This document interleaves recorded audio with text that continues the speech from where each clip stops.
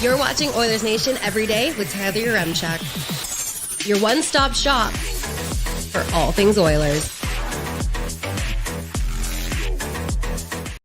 Happy birthday, dear Connor. Now go beat the shit out of the LA Kings. Let's get into it with the lead.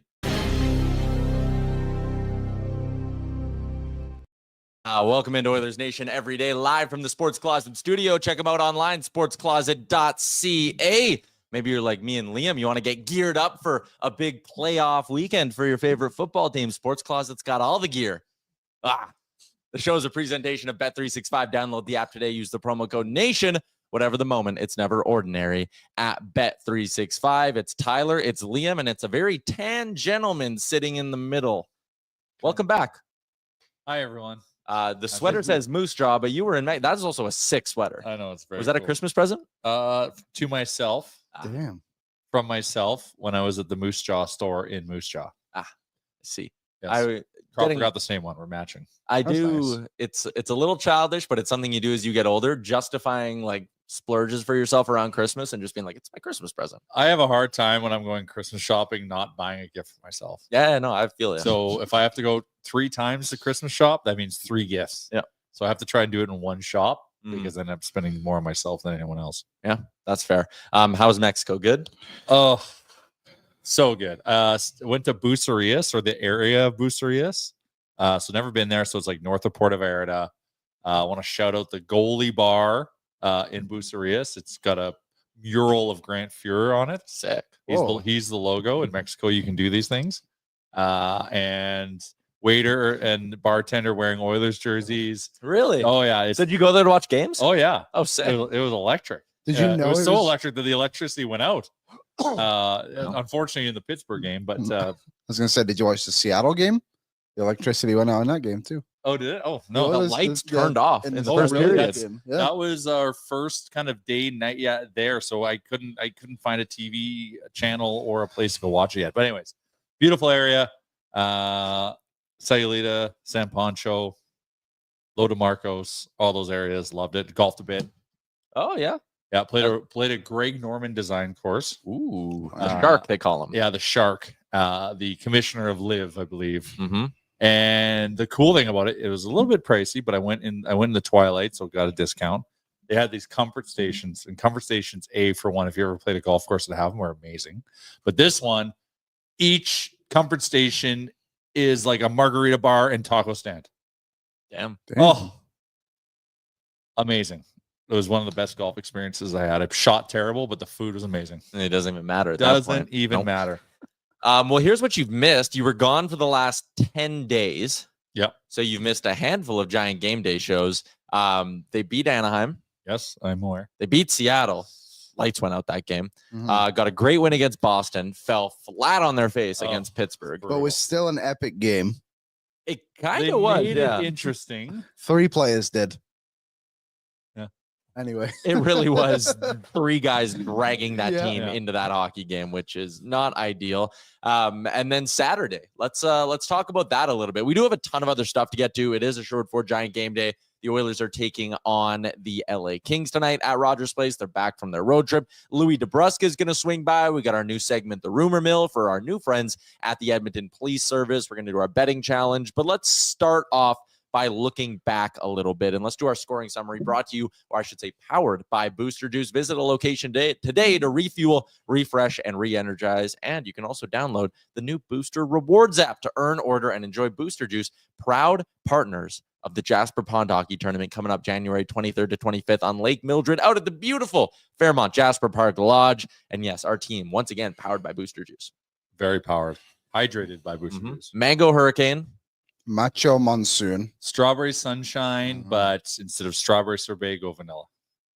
So vanilla sunshine. Or is it strawberries? and- Funky Strawberry Monkey. Strawberries. Okay. Funky Monkey. That's a Always- flavor. We're doing this again. Oh, we're going back and forth? Yeah, how deep can we get? This is already further than we've got last time. Chocolate chip protein balls. The Matcha Monsoon? I said I that. said now the Okay, game. okay, Now the game is okay, over. okay. Yeah, for it. drink. Yep. All right, let's talk about that game against the Blackhawks, because once again, for a second straight hockey game, the Edmonton Oilers did not start well. They were down 1-0 early on in that game. It was 4:45, and Teuvo Teravainen finds the back of the net. Oilers killer. If there is death taxes and Teravainen scoring against the Oilers.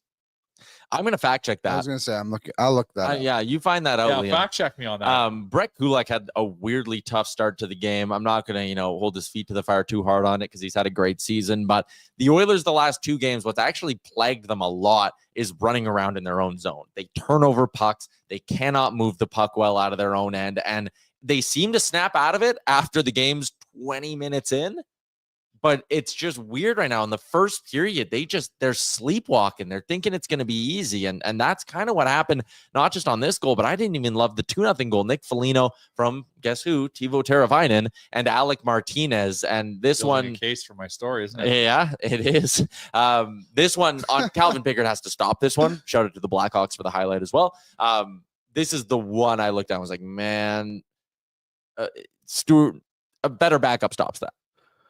Well, but it was, again, this game was almost the full Calvin Pickard experience that we got in his start before that as well, where it's like he starts slow, he gives up a weak goal, and you're like, what the hell? Why can't we get a save?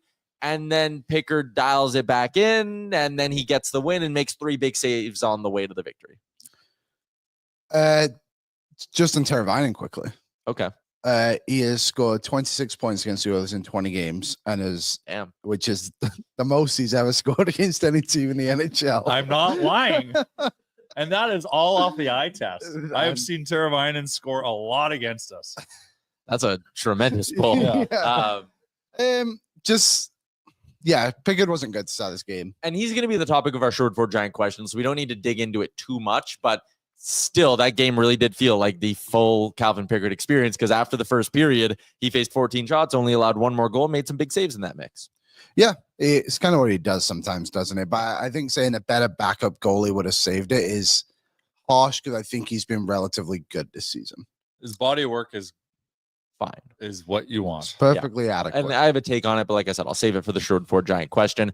Second period, 5th on the year for Vasily Podkolzin. It could not have come at a better time. His first of 2 points on the evening, as again, decent touch in front. His line mates doing a lot of the driving. I love that the Oilers just are not splitting up this second line. Just keep it rolling. No, they're fine. But they split it up when they need to come back in games, which is also a different conversation to have. But I'm talking... This was a great start to the period, exactly what they needed. And this is what they did the other day, too, against Seattle. Like, after that weird break that they had when the lights come out, this line comes out and they score immediately. Yeah, and Mikhail and Dry, look at that RV hustle. He was a question today in the mailbag over at Oilersnation.com if you want to go give it a read every single Monday. Myself, BM, Gregor, others giving our takes on your submitted questions. But Arvidsson's really taken a nice step forward here. I felt like since he's been healthy, like it's been a steady climb of getting better and better. And yeah, I definitely want to give him some love for the hustle here. And yeah, Liam, you talked about how they kind of split it up when they need to come back in hockey games. Maybe they'll get to a point where they stop doing that. But I just love that game-to-game basis now for a month since Arvidsson's returned. It's been these 3 stapled together. Knoblauch's giving them a chance to develop chemistry and get used to each other. And we're seeing them continue to play better and better together. Like, it is a perfect kind of example and case study to like give guys a chance to develop chemistry. And it honestly does. Talk about this later, tie into Jeff Skinner and be like, if you gave Jeff Skinner the same amount of leeway that Vasily Podkolzin has, what are we looking at here? A great third-line scoring player. And I get it, right? People are saying, well, look at what Podkolzin does, right? Yeah. He forechecks hard. He doesn't turn over the puck. He earns his ice. Yeah, he does. But he doesn't score. He's been stapled next to Leon Draisaitl all year. He only has 5 goals. Yeah, but he's not a liability. I think that's a big part of it is like you don't really see him making errors on the defensive side. Sure. And like with Jeff Skinner, and I think they've been quite harsh on him. But there's more highlights of him getting goals scored against him and him kind of being at fault for it. Yeah. Like Podkolzin came in with super low expectations, but very high compete level. Yeah. You can work with that. And now he's rising to kind of exceed what our expectations were, not what his draft expectations were. Yeah. And it's starting to kind of gel. And you're right. Like the whole point of getting chemistry, like the first 5-10 games, it was so annoying what Colson was doing because he was trying to find dry anytime he got the puck. Whether it cost him a goal or not, he didn't care. He was trying to get dry the puck. But now he's settling in because now he has time and they're figuring it out. But it's when he's not scoring what he's doing, he's still helping the team. Yeah. I see what you're saying. I just think I see it more, I guess maybe a little bit more black and white, where it's like there's a guy who does the hustle things right, but isn't doing the scoring parts well, and you're willing to have patience and give him time. There's another guy who is doing the scoring things right, but maybe I guess isn't doing the hustle and the defensive part right, and you're not willing to be patient with him figuring that out. But part of it, I guess, too, NHL veteran like Skinner, maybe he should figure it out. Well, it's because of his body of work, right? So he comes in and we have high expectations. We're like, wow, we're getting Jeff Skinner for what, $3.5 million bucks? What a steal. Well, now it's a robbery. We've been robbed. Yeah. Right. We're not getting our value. Chicago extended their lead to 3-1. Ryan Donato, 13th on the year for Ryan Donato. Good for him. Whoa. Yeah, he was a guy who kind of got tossed around the league a little bit here, but he's pretty solid. Having a great year. He's on Frank's trade targets board as well. Left shot guy who can play center or the wing, dirt cheap cap hit, all that stuff. Again, Pickard, I'm not going to roast him for this one, but I view it as a somewhat savable puck. The Oilers were also floating around the off or the defensive zone again. It wasn't a great look. But from that point on, it was kind of all Oilers. Adam Henrique, 6th on the season. He has been on a tear as of late after a pretty sluggish start to the year. Good puck moving here. Hey, Brett Kulak with a little redemption as he makes the play in the neutral zone. Oilers work it in. Bing, bang, boom. Good deflection by Rico. This put him back in the game for Adam Henrique. 3 goals in his last 3 games now. Scoring in bunches. Yeah, he's picked up that side of his game. I think he's been obviously responsible defensively. He had that really bad game against LA, obviously, but those games aren't happening too often with him. If the offense can come with him, then I think he's obviously going to be a huge factor for the Oilers when the playoffs come around. And like Skinner, he has that offensive touch, right? Like he can put up points. Granted, he's being slotted into a different role, but unlike Skinner, when he's not scoring, he's still helping the team. Yeah, and for the most part, he has been really good defensively. Again, you'd just like to see the scoring get going. And now on pace for 12 goals. If he can have a strong second half, I don't really complain if I can get 17 or 18 out of Henrique this year. If he can pop 12 in the final half of the year, goal every 4 games kind of guy, be solid. What else do we get next? They tied up the game. Corey Perry, 17:30 mark. A great play by Kasperi Kapanen here, by the way. That little touch feed. I was a little bit nervous if Kapanen would be, and I know he was out here with Draisaitl. They were in the middle of a line change, but I was nervous if Kapanen was going to be able to be a bottom 6 style player for this team. When he was with Draisaitl, it was going well. He was getting puck touches. He was getting a lot of minutes. The knock on Kapanen has kind of always been in his stops that he actually doesn't translate well to the bottom 6. He loses interest. The engagement's not always there. This right here, just a dog on the forecheck, makes a great play there with one hand to even just keep the rush alive. And then here, again, nice little bit of patience, spins around off some contact, keeps the puck through all of that, and then just leaves it for Perry. Corey Perry's also been a great story. He's on pace for almost 15 goals this season, playing exclusively 4th line minutes. Both those guys, like if it was night 1 of the playoffs, are you okay with Kapanen and Perry being your 4th line wingers? With what I'm seeing, yeah. Like Corey Perry, like he won the Hart, right? Like he's just slow. Yeah. You could like even if he plays 5 minutes a night, you give him that type of chance once a night. He's scoring at a very high percentage on stuff like that because he doesn't need speed to show that type of skill. No, yeah. Like he got into the right area, gave himself a little time and space, and picked a spot. Zipped it. And I know, listen, a bunch of you guys are saying, hey, Tyler, the Perry contract, you complain so much about it. My take on that still actually stays kind of the same. No, I still like the contract. Is like the guy's already made $100 million. Why do you have to soak us for more money? Yeah, like you're cup chasing. Right you were now. getting the bonus too. Like, yeah, it's not about the player. It's just about the greed. Anyways, I am bothered by the fact of so the 3 goal scorers against Chicago to start were Podkolzin, Henrique, and Perry. And you were down in that game and you chose to kind of stick with your lines and go with the process. But against Pittsburgh, they went the complete opposite way and lost so early in the game. And I think this is just a really good example of just like trusting in your guys, putting Draisaitl and McDavid's in spots with those players to go out and try and score a goal. And then it worked out. Like you're down. And you were 5. frustrated about this Friday before this game even happened. Yeah, to be and fair. it's annoying because the Oilers have great depth, and Yeah. they sometimes don't want to use it. And then guys show up like this and perform for them. And you just wonder what's going to happen next time, because this happened similarly against Florida, where Kapanen was the one who scored the 5-5 goal, I think it was, off whatever it was, and he scored a late goal. And then against Pittsburgh, you allow Draisaitl to play 27 minutes. And I get it, you got to trust those guys, but 7 minutes left in the first period and they're all getting thrown together. It just seemed like a lot. And I think this was just a good example of like, believe in what you have. Yeah. But that's also maybe a coach, like maybe everyone was flat and he's Totally. just riding the people that were going.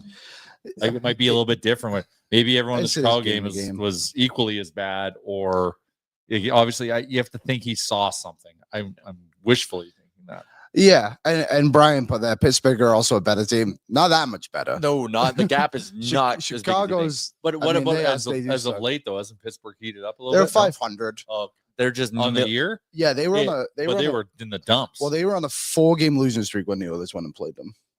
They just keep getting. They lost 3 of those games in OT. Like the Penguins are 18-27 straight up this year, but they have 8 loser points. Yep. So they're 18, 19, and 8. It was last year. Montreal couldn't win anything in regulation. I think that was last year, had right? like 15 or 16 regulation loss, overtime losses. Your comment was about Perry and Kapanen on the second line. On the fourth line, yeah. On the fourth line, sorry.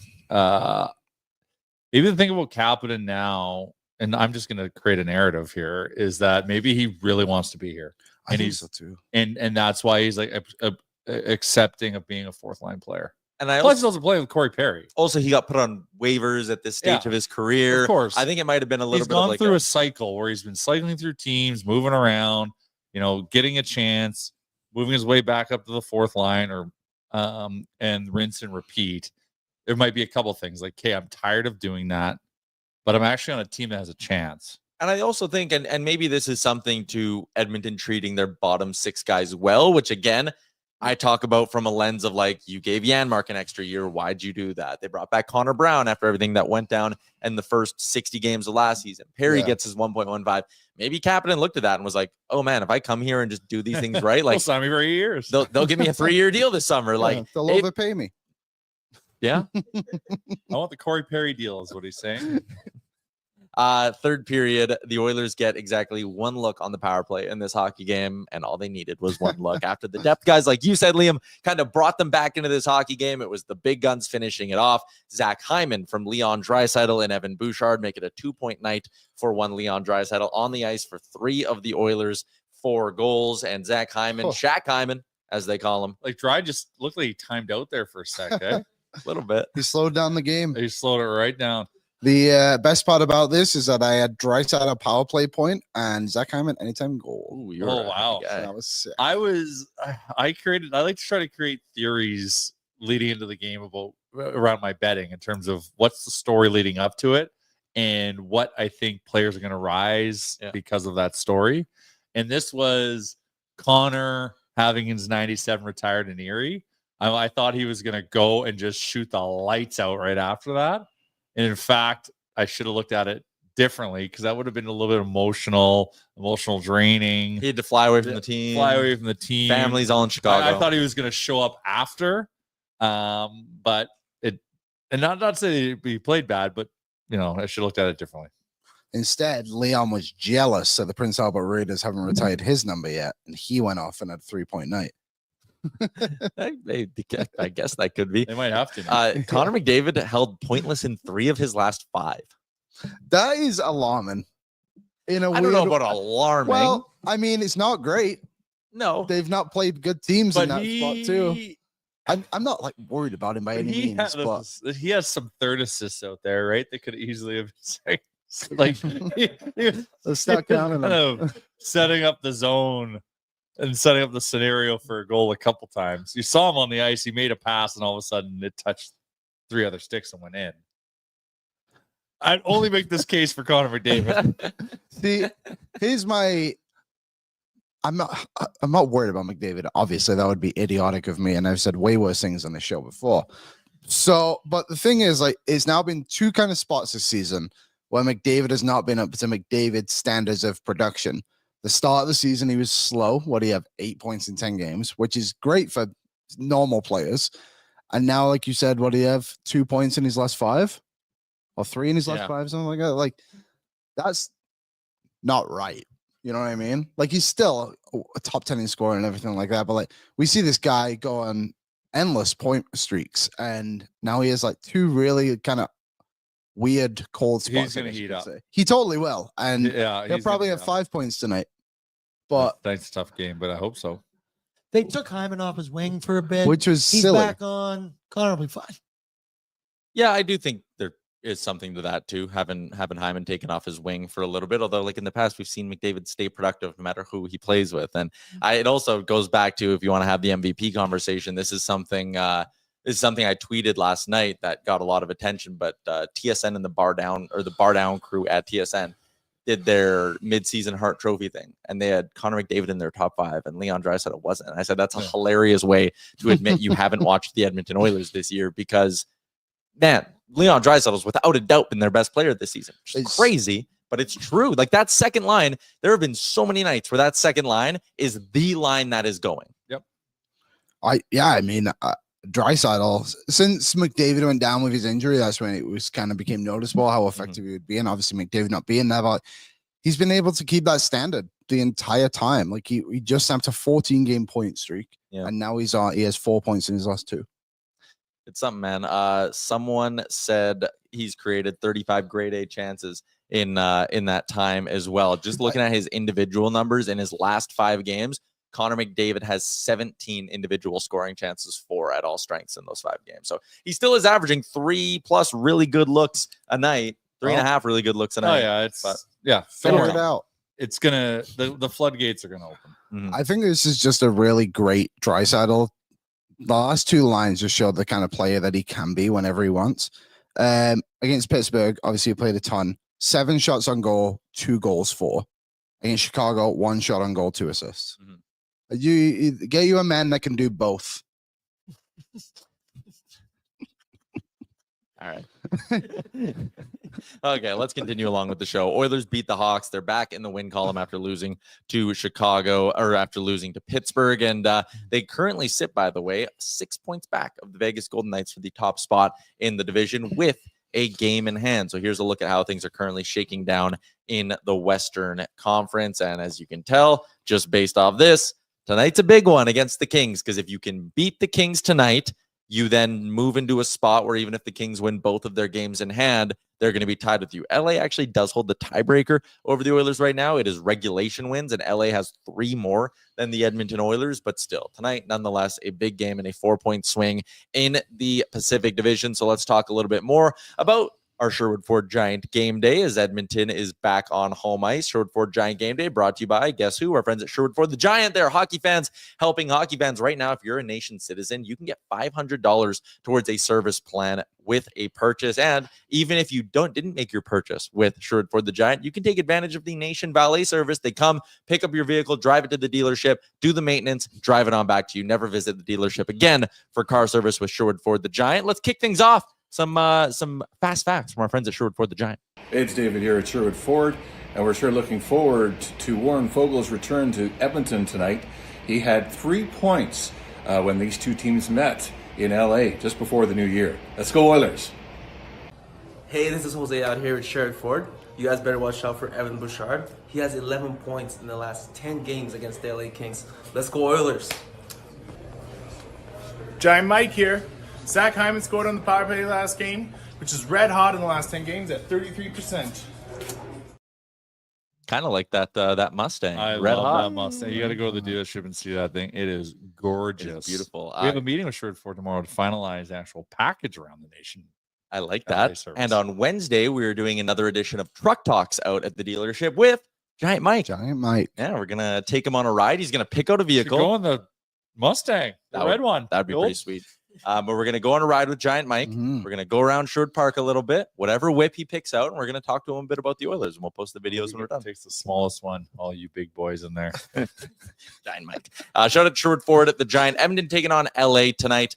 We got some numbers how the Oilers have fared in the last 3 seasons against the LA Kings. And as much as it's been playoff dominance, it's been kind of even in the regular season. As you can see here, the Oilers are 5-3-1 in the last 3 years against the LA Kings. The power play, not great. The penalty kill, fine. The Oilers are actually outscored in those games. But again, it's hilarious to look at the difference once it goes to the playoffs. It is a 50% power play. The penalty kill gets a tick better as well, barely. And the Oilers go from getting outscored in 8 games to outscoring them by 14 goals in just 11 appearances. And a big reason why the Oilers are able to beat them as much as they do, especially in the playoffs, it's Stuart Skinner.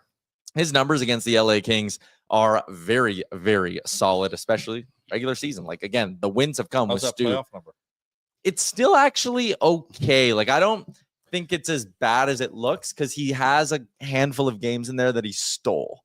Remember when we went down to LA this year? Like, that series plays out differently if he's not as good as he was in those first 2 games. Still $8.99 though. Playoff numbers, all we care about is wins. There's twice as many wins. Yeah, that's true. That is Very true. Very true. And Liam, I know this is something you wanted to talk about in a little bit, but the idea of what number do you kind of care more about? Do you care more about the save percentage or the goals against average? And I do think that's interesting when you look at LA, because like just looking at last year in that series, he had 1 game that kind of tanked it. He gave up 5 goals on only 26 shots. That wasn't good. But the other games, like after that one, 1 goal against, no goals against, and 3 goals against in the series winner. One of them was a total weird one as well. But I actually think he's been really good in these series against the Kings, or at least last year. Maybe it's more recency bias, but Yeah, I think he's been solid against them. And in the playoffs specifically, is that what we're talking about? Yeah, like you can talk about that game 5, because we eliminated them in 5 games last year. The one that kind of bounced off like the camera hole and went to the middle of the ice. that's what I mean. Yeah, that one sucked. But yeah, to go down to LA last season, allow 1 goal in 2 games, like especially in one that was a 1-0 win, pretty impressive. Yeah. Again, even looking the year before that, he did have a rough go against the Kings, which again is why those numbers were bad. But he was good this last season. He's been great traditionally in the regular season against the LA Kings, and he is expected to get the start tonight. But let's talk about our Sherwood Ford Giant question, Liam, because I know you've done a little bit of research on this one. The question is, how confident are you in Calvin Pickard? There seems to be a bit of a conversation going on Twitter, X, in our comment sections about Calvin Pickard and how a couple of his last few games haven't been great. The game against Anaheim wasn't good. He allowed 4 goals on 31 shots. He did bounce back nicely against Seattle. He started poorly against Chicago, bounced back really well. You could say the same thing in that San Jose game too, where he gave up the 2 early, then didn't give up another one. I do think there is something to the team plays well in front of him. When Pickard's in net, they seem to button it down. They rarely give up 30 shots in a game where Calvin Pickard is the starting goalie. And I see Chili goes, Rodrigue, please. And some people were posting Olivier Rodrigue's numbers this year in the American League. And like, don't get me wrong, they are good. He is putting together a nice season, a .917, a .265. He is young. I think he's the backup goalie of the future in this organization, because I do still believe Stuart Skinner is the long-term starter. But then you even look at a guy like Ollie Rodrigue, as everyone was making the noise that, hey, give him a start. He gives up 4 goals on 30 shots the other day against the Barracuda, and some of the goals were ugly ones. Would you be in on a Ollie Rodrigue stint? And what's your confidence level in Stuart Skinner? In Skinner? Yeah, or sorry, Pickard. Jesus. No, I would not be in on Olivier Rodrigue call up. I don't think we need to be there right now as the organization. And my confidence level in Pickard is fine. Like 1 to 10, where would you go? 7. Okay, that's where you want to be. He's your backup goal. You pay him $1 million. Like, people asking for this guy to be traded, sent down, all that kind of stuff. It's like, why is this a problem? Like, Don't forget what he did for us. exactly. How Like, can we forget this? it's such an interesting debate, because I agree. Like, you watch that game in Chicago, those first 2 goals against, he was not good. It was not good. Probably want to save one of those 2 at least. But the game against Anaheim, where he allowed 4, the team was so bad. They had 10 shots on goal through 40 minutes. And Pickard was making a ton of good saves in that game. It's definitely a game-by-game thing with him, for sure. But I think most of the time you're getting a pretty decent start out of him. And I was looking through yesterday. I went and looked at all the backup goalies in the NHL. Oh, you got a spreadsheet. I'm a spreadsheet guy. Can we zoom in a little bit, Aaron? Yeah. Am I in control of this? Can I move things That's around? the full sheet there. This is yeah, a I was full gonna say. sheet. So based off save percentage, he is not great by any means. And I think this leads to the question. I've kind of been thinking about this yesterday. What's the case you're trying to make here? Because his goals against as a backup goalie, he has the fourth best goals against in the NHL for backup goalies at 2.25. And the average is 2.88. So this also, like, to put some context into that, I keep shifting it the wrong way. Give me a second. There he is. The fact that the team plays better in front of him. So Calvin Pickard, his save percentage on the year is 896, and his goals against average is 2.5. The other goalies ahead of him who have a better goals against average, Scott Wedgwood, 2.35. Justus Annunen, which is funny because they were both traded for each other this season, 2.28. And Casey DeSmith has a 2.24. And then Jakob Dobes, who's in Montreal, is a 9.7. Played 3 games. He's played like 3 games, so he doesn't really count. But then you look at his save percentage, and it's not great. Like I said, 896. It's right down there near the bottom. So what matters to you, right? Like, he's allowing few goals against. He's maybe allowing some bad ones in for sure. But I think for the most part, you're getting a pretty reliable performance out of him, right? Reliable. You're getting a decent performance. You know you can go into games with Pickett and win. I think that's the important part. The team clearly thinks that. I don't know. I don't know about like reliable to me implies that there's more consistency on the high end of things, right? Because he doesn't always stop the shots he's supposed to. But what I think you get from him is like actually relatively consistent. Yeah, I think like you're gonna give up probably a crappy one. You know there's gonna be one other one that probably makes you wince. The other team's gonna beat him with a good one. And you know you have to score 4 to win, which I know Naeem said he gets the cherry-picked easiest stats because he's easiest starts, and he still can't get to a 900. And I would say, yeah, he gets the cherry-picked easiest starts, which are the easiest games for the Oilers to pop their 4 or 5 goals and get wins with their backup goalie. Like, he's not a 1B. No. And he's never going to be a 1B. And like Kate Burton says that Pickard isn't a 1B, he's a backup. Yes, 1000%. The Oilers have a workhorse starter in Stuart Skinner and a veteran backup. It's more of a traditional, it's more of an old school approach to how you do your goaltending. But here's the other thing. The Oilers barely spend anything on their goaltending. Like, go through the other cup contending teams in the NHL. The Oilers are spending. How much are we spending on Jack Campbell? And then how does that compare against our combined goalie spend? So yeah, that is a good point. Very similar. So they're spending 3.6 this year on Skinner and Pickard combined. If you count Jack Campbell's money, it goes up to 4.7. So the other teams who spend less than them that are what I would call cup contenders, Washington is spending under $2 million on Lindgren and Logan Thompson. And that's unbelievable value. They're getting great value out of those two. It's one of the better tandems in the NHL. Colorado is spending 3.35 on their two, but they also have 475 in dead cap space on Alex Gorgiev. So they're spending pretty much the same as us. They're actually getting better goaltending from Blackwood and Wedgwood than the Oilers are from Skinner and Pickard. It's actually not even that close. But what happens next year? That jumps up to $6.75 million. Next year, the Oilers are still going to be spending $3.6 million on goaltending. And I know what some of the pushback will be from people in our YouTube chat is like, who cares how little they're spending? They're in a Stanley Cup window. They should be going out and trying to get more reliable goaltending. But in a salary cap world, and again, yes, bad contracts, mistakes, dead cap money, all of that kind of stuff. I get all of that. But in a cap world, if you're going to sit here and go, I want them to get Mackenzie Blackwood, I want them to get this guy or this other guy. Okay, then go to the defense. Let's say they have to spend $3 million more on their goaltending to accomplish and to get to a point where you're as confident as you'd like to be. If you're in this camp, that is. Where are you subtracting that $3 million? You could say it's, yeah, okay, you wouldn't sign Jeff Skinner. Sure, yeah, all right, I suppose. But like, would you take is there $3 million you can save on the blue line? No, because extension's got to kick in. Yeah, maybe you can sit there and say, don't spend on Jeff Skinner. Don't spend on an Adam Henrique or a Victor Arvidsson and send that money to goaltending. But also with your forward system being as depleted as it is, you kind of are stuck in a spot where you have to sign veteran players because you don't have young guys coming up to play for dirt cheap. The other stat that I forgot to read off here. So I did this yesterday morning, so I know there's a few games yesterday, so maybe these numbers are slightly swayed. But league average for backup goaltending in the NHL is 897. And Pickett is an 896. And that's also probably elevated a little bit because you have guys like Jakob Dobes. Yeah. Is that his name? Yes. Yeah. And he's also too like, yeah, but I don't know. I think he's fine. Could they upgrade on him? Sure, if it came to it this summer, but this is not something I would even bring to my attention come trade deadline. Yeah.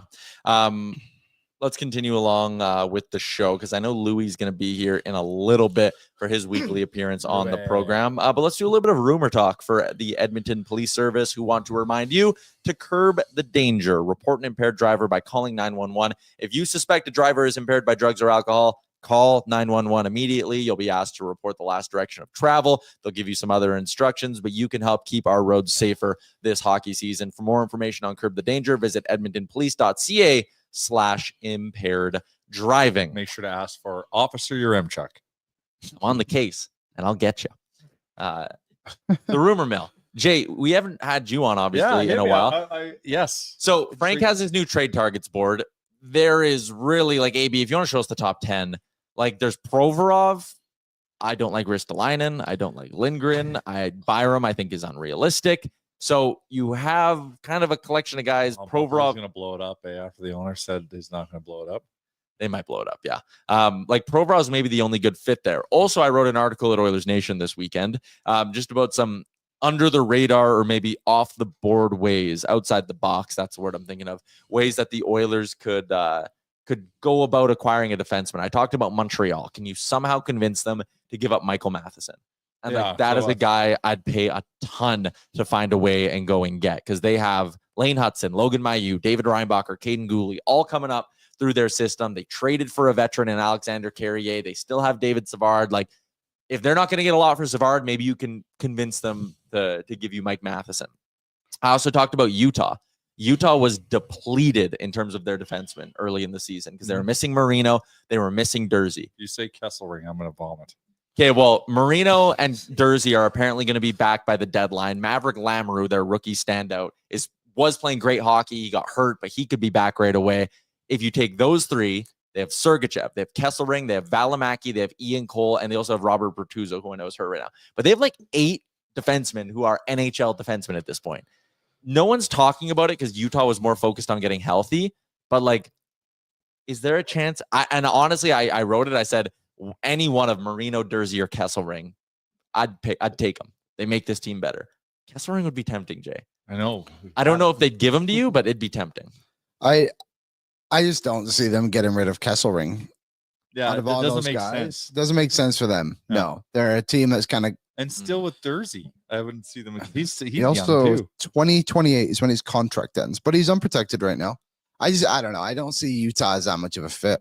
I think the guys they would want to move like off there, like an Ian Cole or something out of there. Yeah, and I'm not saying that's what you're trying to do, but that's the guy who's more likely to go. That's what I think too. Like, but again, Ian Cole 35, left shot $3 million. Yeah, Ollie Matter 30, left shot $3 million. Well, Ollie Matter's moved around.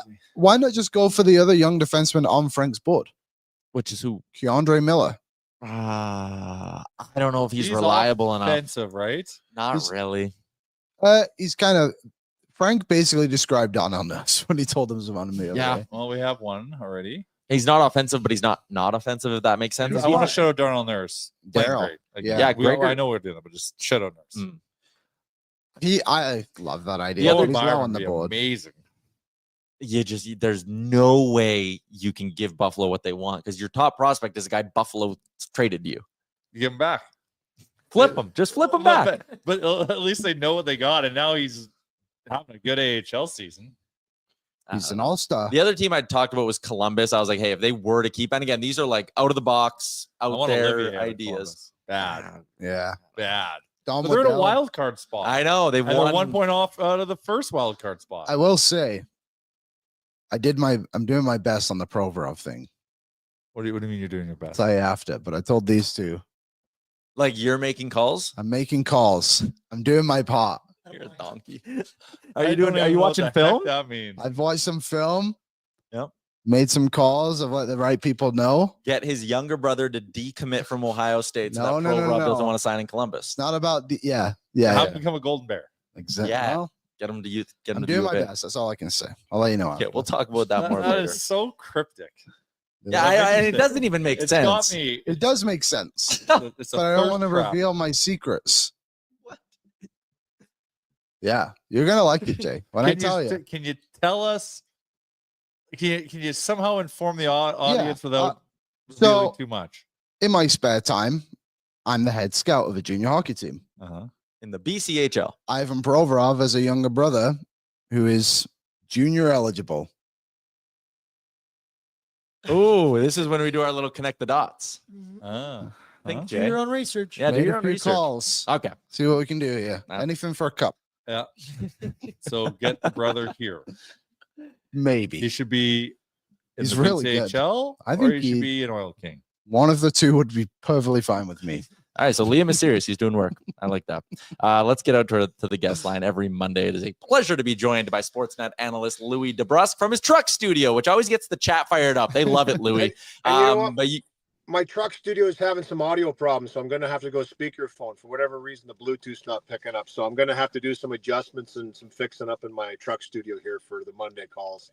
But thanks for filling them in on the truck studio. I wish it was a little better. Can you hear me okay? Yeah, we can hear you great. I was going to say, speaking of doing adjustments down at the rink, Chris Knobloch's doing a bit of an adjustment with the Oilers lineup, going 11-7 for a big game against the LA Kings. What do you make of the 11-7 approach in this matchup against the Kings? And then I guess secondary, what do you make of Jeff Skinner staying out of the lineup? Well, you know, for Chris Knobloch, it's funny, you know, he's gone 11-7 before, and you know, we kind of got the feeling that maybe he didn't like that too much, but he told us this morning he doesn't mind it. You know what? For him, the players like it. They get a little more ice time. You're going into the game with the expectation that there's only 11 forwards. So for the players that are in that, you know, 10 to 14 minute range in the game, you might get a couple, 2-3 extra minutes. It also allows him the luxury to load up the top guys whenever he feels like, throw an extra guy with a couple different wingers. And for me, anyway, my personal opinion on this is I think that the guys are a little more dialed on the bench. You're more focused on the next lineup, who you're taking. You have to be aware of that because you don't want to take a too many men penalty. So when the lines aren't always consistent as a forward, especially, you're hearing who's up, you're telling who you've got on the ice. You're just a little more connected to the game. And I think that's a good thing. So I don't mind this at all. I think, listen, there's some matchup situations against a very deep Los Angeles Kings team. They go 11-7. They've done it almost all year long under Jim Hiller. They're not afraid to do it. And it allows them to load up their top guys. And they do play their top guys pretty heavily, up around that 20, 22, 23 minutes for most of their top guys. And for Edmonton, this will allow them to match up against that a little bit easier. And, you know, as far as Jeff Skinner being out of the lineup and Derek Ryan, it's for me, it's, again, down that middle for Ryan, they're going to go 11-7, allows them to use one of their other guys as the fourth line centerman and mix and match that. So unfortunately for him, I don't think it's anything he's done. I think it's just that he's out of the lineup and he's that extra guy. And for Jeff Skinner, there just wasn't enough there for me in the games that he played to him staying in the lineup. I think, again, I've said this before, I don't think he's a bottom six guy. So when Jeff Skinner's in the bottom six, I think he's out of his comfort zone. He's in an area where, and I know the bottom six now isn't the same as the bottom six back when I played. I understand that. But I'll go back to saying it. I remember guys like Danny Briere in Phoenix, who turned out to be a fantastic player, now the general manager of the Philadelphia Flyers. He would get called up and he'd be playing with me on the fourth line. And I'd be like, I'm sorry. I'm not going to be able to help you out too much tonight. I'll protect you. These guys aren't going to touch you, but I'm not going to throw that cross seam through two sticks so you can one-time the puck with that great shot that you have. It just wasn't the position for him. He wasn't there for very long, Danny. He ended up climbing the ladder and playing, obviously, an amazing career. But it's just a different position, no different. And I'll say this then, say a player getting an elevation in the top six, and they just don't quite jive, right? Connor Brown, for an example, this is a guy that's played in the top six before, but it just didn't work. It just didn't jive when he was up in the top six. He's having great success on that third line, and he's produced at that line. He's back in that position now, and you're probably going to see him go back to doing the things that he did, holding on to pucks, making those plays, driving the puck to the net. I just find that some players delegate a little too much and defer too much when they play with the top players, and you just can't do that. Yeah, you want to get them the puck, but at the same time, you've got to pull your weight on those lines. So that's my take on it, and it'll be interesting to see how they do with 11-7. I'm actually excited to see it. We haven't seen it for a bit, and I think you're going to see a pretty excited matchup between these two teams. I think Edmonton thought they probably deserved a little better after a break going into LA. They were playing really well. They lost both of those games in California. They weren't too happy about it. This will be a good one tonight. I just had a bit of a follow-up on the 11-7. I do wonder if maybe a part of the comfort or willingness from Knobloch to go with this approach is the play of Adam Henrique. Like, we talked about him 2 weeks ago when he was coming off that tough night against the LA Kings when he was dashed for whatever. Since then, I think he's been playing his best hockey of the season. I do think part of this too is like, hey, we got to kick Adam Henrique an extra 3-4 minutes tonight. We are more than comfortable and willing to do that. Yeah, a little redemption for him too. Right? He won't forget that. You know when you've had a tough night against an opponent. He obviously saw them a lot when he was the Anaheim Ducks, but I've liked this play. I know the offense is really starting to come now, obviously, but I think that for him, when you look at the way he was put out there, and he was that line that went out there for me to control the play, manage the game, and I think he did a great job of that. This has been the best team in the league since November 9th, I believe. And I just think that, he's a big part of that. Although the offense wasn't there, he was containing and making sure he was solidifying that third line. And maybe a little different position for him, too. This is a guy that's been an offensive guy throughout his career, so he had a little adjustment to make. Such a smart player, though. I've always said that. He's just such an intelligent player when you watch him. He's more often than not in the exact position you're supposed to be, which I think for coaches, that's just safety. They feel comfortable with that and why he's put in those situations. But yeah, you can give him some more minutes. That line's starting to play well. Corey Perry right now for me, it's a little resurgence for him. He's been setting up shop behind the net, and he's making those passes. He's so greasy around the net. And those are the kind of goals right now as you start to go into the second half of the season. We see all these high-scoring games. It's going to get tighter and tighter down the stretch. This is an LA Kings team that's big. They're physical. They have a big defense core. They want to lock you down. They want to keep you to the outside. And they play man-on-man, and they're very aggressive. So, for a guy like Perry down low, he should have a good mix in there, maybe get a couple more minutes in that regard, potentially with some different centermen. But, yeah, I agree, Ty. I just think this is an opportunity to give some guys some more minutes. Also, during the game, you can look at it and say who's going, who's not. The other guy for me that maybe a few more minutes too, and I know Chris touched on this morning when we talked to him, is Podkolzin. Podkolzin doesn't play a lot of heavy minutes, but this could be the kind of game for him with his size and strength that could be really important. And he's played really well lately too, so I'll look for him to maybe get a few more minutes as well. I think that's fair. Sorry, just my thought on Podkolzin. I thought we talked a lot about them loading up that top line the way they did against Pittsburgh. I felt like even when Podkolzin was away from Draisaitl, he played a really good game against Pittsburgh. He showed some offensive flash, but totally different conversation. Liam, you had one? What have you made of Josh Brown since he got called up? Obviously back in the lineup tonight. I think people expected a bit more from him in that Boston game after the Skinner Zadorov hit, but what did you make of his 2 games against Boston and Pittsburgh? Yeah, I talked to him about that actually the next day, and I played that role, and I think he understands. He wasn't on the ice when Zadorov collides with Skinner. Zadorov gets the penalty. Okay, Skinner's fine. He comes back, but he did go and tap the glass. He did go over, snap the glass. We tried to get it. I tried to get our guys in the truck. We just didn't have video of it, but he went over there and he was like, "Hey, we're going." And Zadorov didn't want to fight. Understandably so. Zadorov plays a ton of minutes. He's an important piece on that back end. And I know that he's kind of a guy that picks his spots in that regard. Isn't really known for being a huge fighter, to be honest. But I like the fact that he at least went over there and let him know, hey. And the other thing, too, and I'll say this, what I pointed out, Kastelic had a Kastelic, sorry, I always call him Kastelic because his dad played in London. Ed Kastelic, but Kastelic is how you say his last name. Physical guy, runs around. He had a huge hit on, I believe it was Kulak early in the game. I think it was Brett Kulak. He plowed with a big open ice hit. The very next shift, Brown went out there and hit him with a pretty hard hit along the wall. Finished him aggressively. Old teammates, I know, but I like the fact that he went right over there and was a physical presence on that. Big win for the team, so I'm not going to take that away from him. And I understand what people are saying, that he's a big physical guy, but I think when you're trying to get up to speed, and he was willing to fight, he had a great spirited fight with Zach McEwen in the game he played in Ottawa earlier in the year.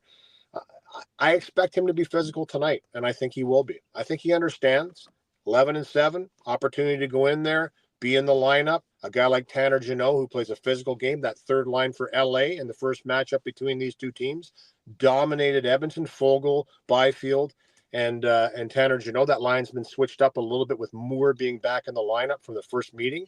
But Listen, I think this is the mentality going into the 11-7. I think you're hitting the nail right on the head, Liam. This is what they're thinking right now. They're thinking, okay, let's put a big physical guy in there. They've got a designated hitter in Gino, who I love, by the way. I think he's a great player and Western kid, tough kid in junior. I watched him through his whole WHL career, and you know what? He's a tough customer. He plays a hard game. So they'll have a deterrent and a guy out there that if he wants to get something going, wants to start something against a division rival they've seen 3 years in a row in the playoffs, I wouldn't be surprised if we see a Jeannot Brown fight tonight. Wouldn't surprise me one little bit.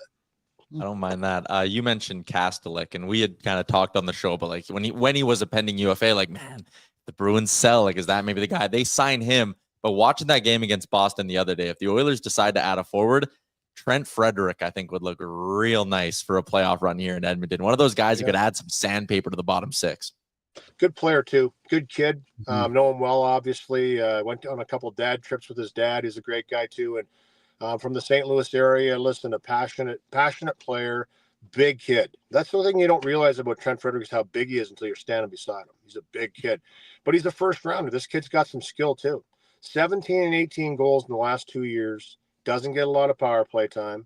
He's just a real solid guy. Can play center and wing. I have a lot of time for Trent. Trent's a good friend of my son's, and I know that for me, the fact that he can play both center and wing is appealing to me. You want to have these guys that are versatile in your lineup that you can kind of mix and match and throw around. I think you're seeing that now in the NHL. You need to be able to play both wings, unless you're an elite player. You need to be able to shift around a little bit and kind of fill in where is necessary when the team needs you at that time. He's one of those guys. He can play up and down your lineup. He can center a line. He can play on the wing with top players as well. Yeah, I think that he's a UFA. So he's a guy that certainly is on my radar because I don't know if it's gone great in negotiations with Boston. He might be looking for a change potentially.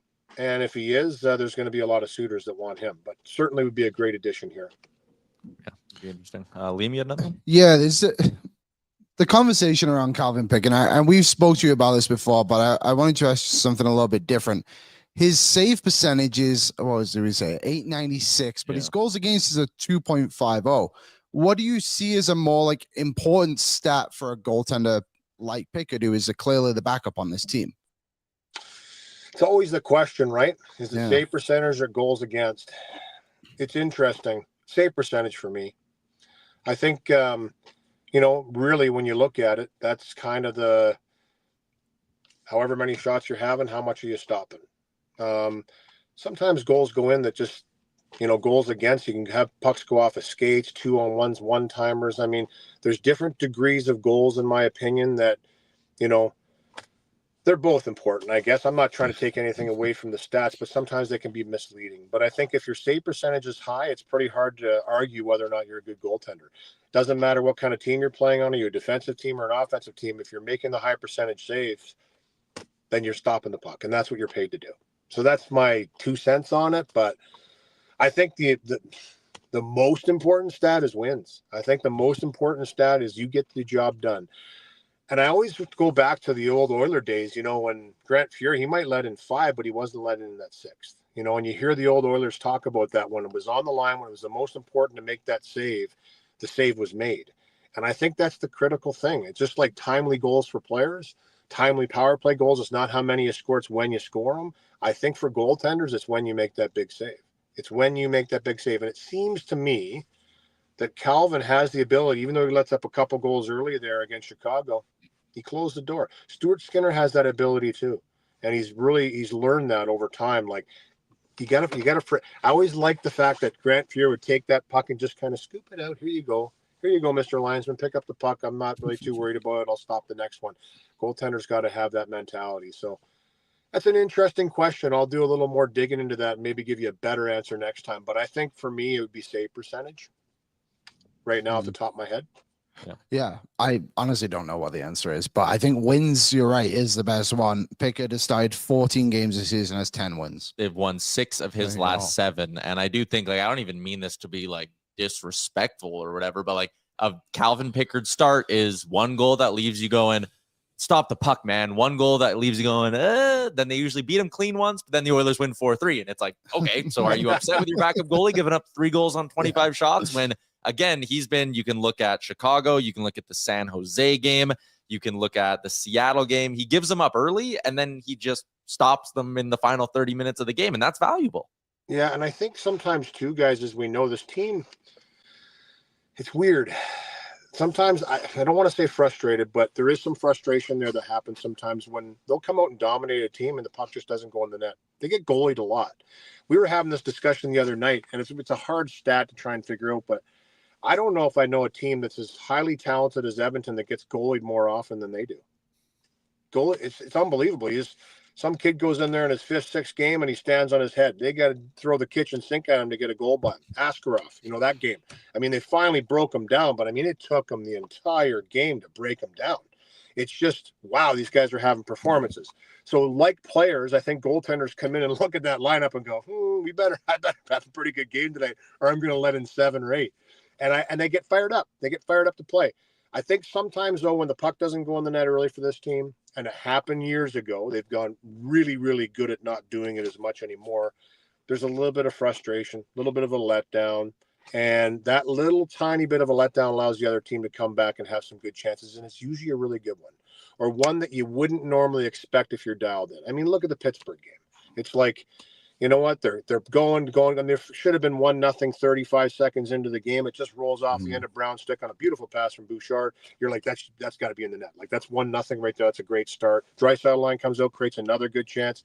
And then it was almost like, oh, geez, here we go. Like, it's just, you allow them to kind of get into the game. And the rest of the game, they dominated after that 8 minutes. I mean, completely dominated. But guess what? They got goalied. There was a goalie that was making stops. So I agree with you, Ty. I think it's more important late in games to make saves than early if it's a tight game. And I think just like anybody else, goaltenders sometimes work themselves into a game. But something I'll keep an eye on for sure. Again, the wins for me are most important, and Calvin Pickard gives them a chance to win. This is a team that can outscore some of their problems and some of their deficiencies.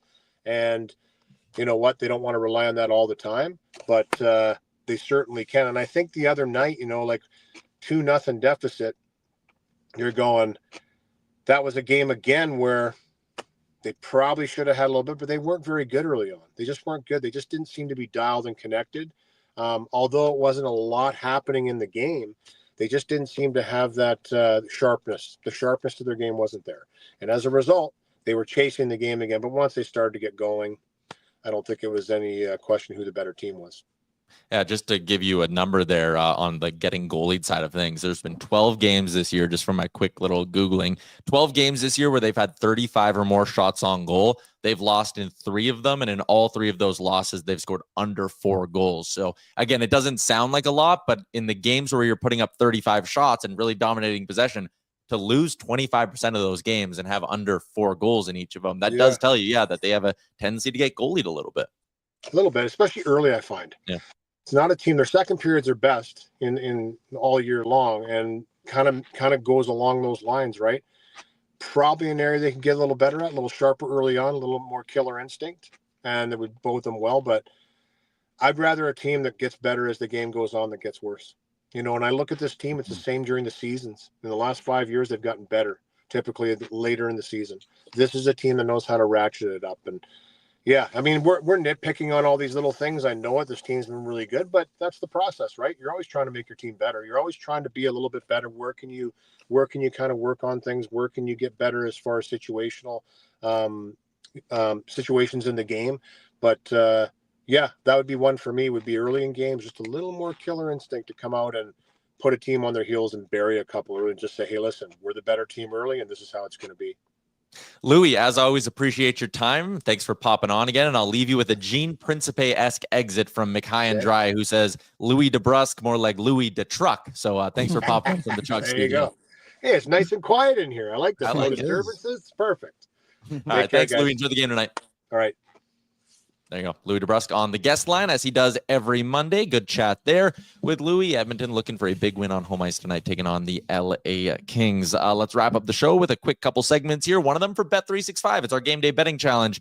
Download the app today. Use the promo code NATION. Whatever the moment, it's never ordinary at Bet365. I don't know if you've seen the standings, Jay. Through the first half of the year, you and I are in trouble. I thought it was just going to be me. We took the Sombrero. 13.7. 13.7. You got to get hot. It just takes 2 bets, man. It takes 2. All right. So You've yeah, won 2 and you're 13 under. That's pretty good. so 2 big wins, and maybe he's cooking up a little bit here. That doesn't. How many games? 18. 18. Or Yeah, because we don't do the 19 weekend now. games. Yeah. Something like All right, let's dig into it. My play, I think Connor McDavid, the birthday boy, is going to put up a good performance. I think Leon Draisaitl loves playing against the LA Kings. Draisaitl missed on a shot prop last game after hitting it in 4 in a row, so ding, ding, ding. Let's play those 3 together, plus 400 on the same game. We're not doing money line. I was on the fence about it. I think I'm just going to play it a tinge safer. I think they're going to win, but I just, for the sake of trying to put some units on the board, I like this one at 4-1. You could have just add money line and really up the ante there. It's okay. I like my 4-1. Liam, I think, is next. Yeah, Nuge goal plus Woo. 210. Nuggies Okay. hot. He's been hitting him recently, Yeah. and I have been hitting him recently too. So if you want to tail and win some money tonight, this is probably These Detroit Lions one. fans and their arrogance. I know. well Hey. when you win a lot. Yeah, in the regular season. In the Yeah. Here's Jace. Do you know, even if you took all my units away and then took them away again, I would still be higher than you in the standings.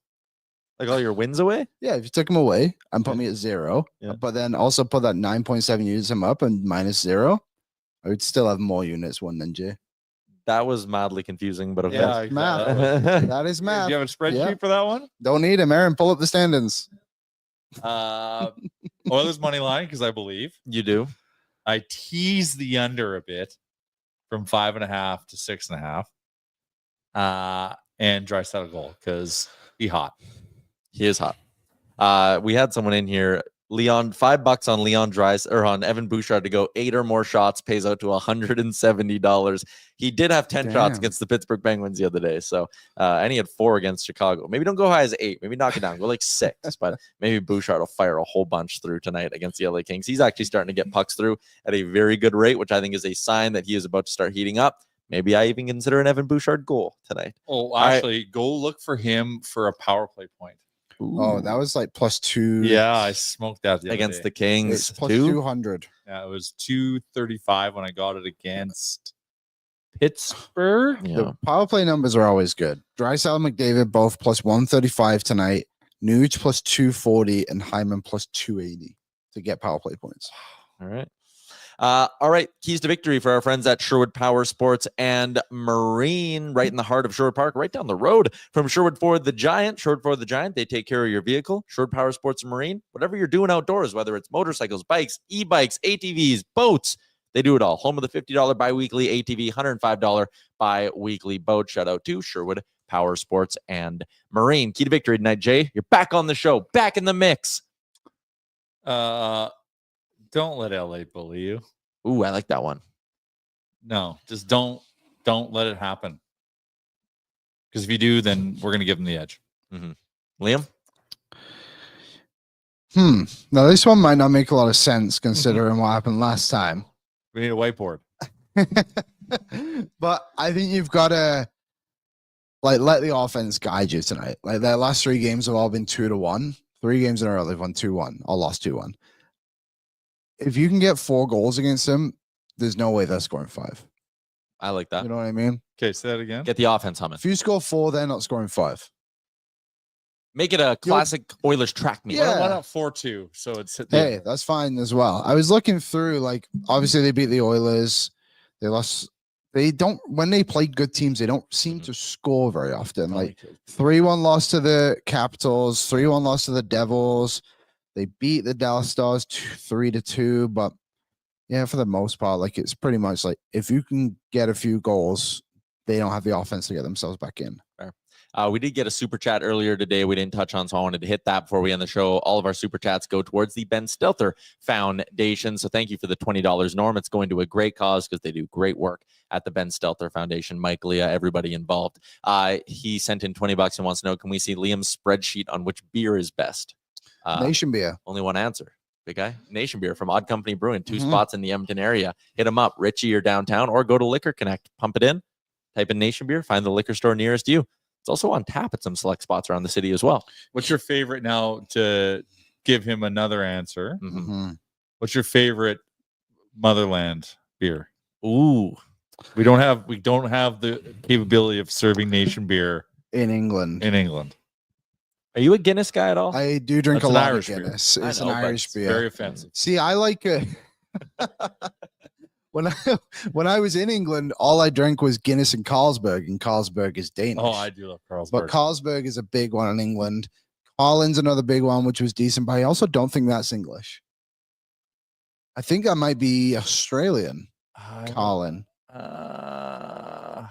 So my answer is not the English ones, the Irish one and the Danish one. When I They're my Google top favorites. English beers, I get London Porter Oatmeal Stout Guinness. Yeah, stouts are a big thing in Yeah, England. yeah. Big stouts. But yeah, Guinness rules all, no matter what. All right, that is a wrap on today's edition of the show. Big game tonight. AB's live 6:30 pre-gaming with Boardsy. He'll be live right after the game with post-game as well. Plenty of reasons to keep it locked on the Oilers Nation YouTube. Hit the subscribe button if you haven't already. If you're someone who listens to the show in a podcast form, dial up YouTube, go hit the subscribe button. We do a ton of other videos, tons of content that you don't get on the podcast side of things either. So make sure you hit the subscribe button. Tomorrow, Jason Demers promised me he would be here, and I got confirmation. Chason said he's coming this week. Oh, We got 2 days. He said he'd get back to me on which day to confirm. So Really? What a guess. we're supposed to have him Thursday. Then we got our wires crossed, and so yeah, now he's Recently retired. Recently retired. That's why we were gonna have him on. So we should have a good week of guests, and hopefully tomorrow's a victory edition of the show as well. Thanks for tuning in. We'll be back tomorrow, noon Mountain Time. Oil up. Thank you for watching Oilers Nation every day. Hit the subscribe button to never miss a show. And for more, visit Oilersnation.com.